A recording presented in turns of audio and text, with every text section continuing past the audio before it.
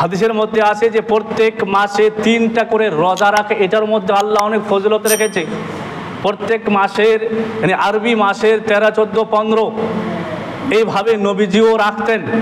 এর মধ্যে নবীজি ইরশাদ করেছেন যে যেই ব্যক্তি প্রত্যেক মাসের 3টা করে, যাকে আইয়ামে 20 বলে, মানে 13, 14, 15 তারিখে প্রত্যেক মাসে রাখে, সেই যেন সারাটা মাস রোজা রাখলো, অর্থাৎ সারা মাসে রোজা রাখার ফজিলত ওই ব্যক্তি পাবে।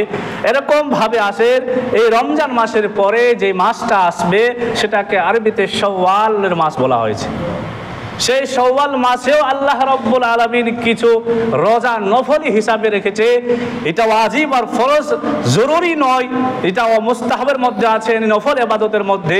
যদি কোনো বান্দা চায়, কেন রমজান মাসে রোজা রাখার একটা অভ্যাস আছে, এই জন্য যদি রমজান মাসের পরে ওই শাওয়াল মাসের মধ্যে 6টি রোজা আছে, এই 6টি রোজা রাখে আল্লাহ অসংখ্য সওয়াব রেখেছে। তো বিরাদরানে মিল্লাতে ইসলামেতে এই 6টি রোজা রাখলেও আল্লাহ রাব্বুল আলামিন অনেকগুলো সওয়াব প্রদান করবে। কতগুলো সওয়াব দিবে?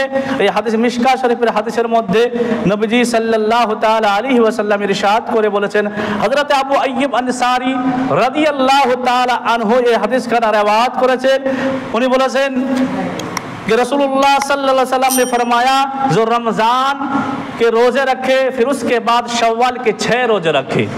অর্থাৎ নবীজি বলেছেন যে ব্যক্তি রমজানের রোজা রাখলো, রাখার পরে তারপরে 6টা শাওয়াল মাসের রোজা রাখলো, এই সম্পর্কে আমার নবীজি ইরশাদ বলেছেন, তো সারি উম্র কে রোজো কি तरह होगा, অর্থাৎ ওই ব্যক্তি যেন এরকম হয়ে গেল যেন সারা জীবন রোজা রাখলো।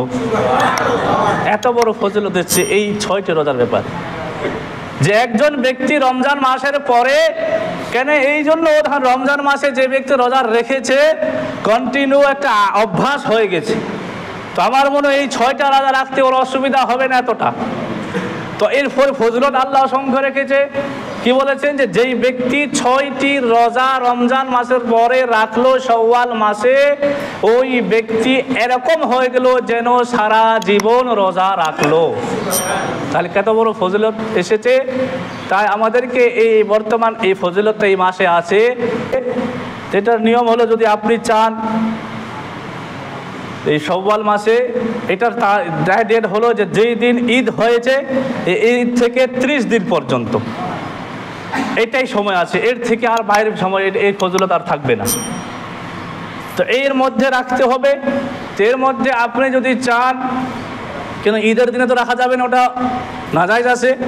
ঈদের পরের দিন আপনি রাখতে চাইলে ওদিনও রাখতে পারবেন, বা একদিন রাখলেন, একদিন গ্যাপ দিলেন, পরের দিনও রাখতে পারবেন, 2 দিনেও দিতে পারবেন।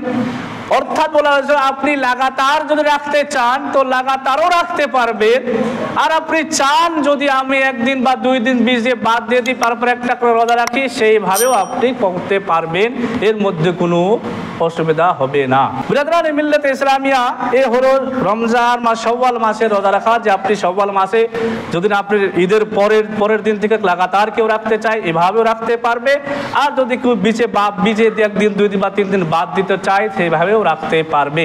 ওয়া মা আলাইনা ইল্লাল বালাগ। আসসালামু আলাইকুম ওয়া রাহমাতুল্লাহি ওয়া বারাকাতুহু।